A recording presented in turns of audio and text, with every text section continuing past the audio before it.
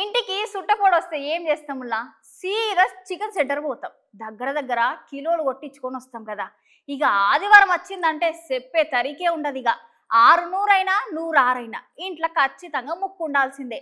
ముక్కలేని బుక్క దిగదు కదా. మరి దినం కూరగాయలు తిని బోరు కొట్టినా టయానికి ఇంట్లో కూరగాయలు లేకున్నా జరంత నాలుక సప్పబడ్డ సుత దోస్తుగాలతోని మందు సిట్టింగ్ వేసిన అందరికి ఫస్ట్ గుర్తొచ్చేది ఏంది? చికెనే కదా.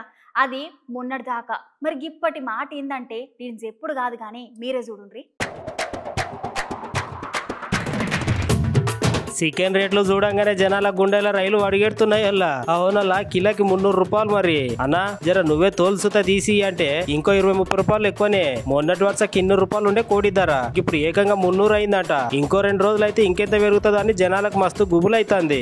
అసలే ఎండాకాలం కానోళ్ళ గందుకే రేట్ రాకెట్ కంటే ఎక్కువ దూసుకుపోతున్నది అంటున్నారు. ఎండలకు నీళ్ళు లేక కోళ్ళని చచ్చిపోతున్నాయంట. గందుకే కోళ్ళ సప్లై తగ్గిందని డిమాండ్ మస్తు పెరిగిందని అంటున్నారు వ్యాపారం చేసేటోళ్ళు. గందుకే రేట్లు సుత మస్తు పిరేమైతున్నావంట.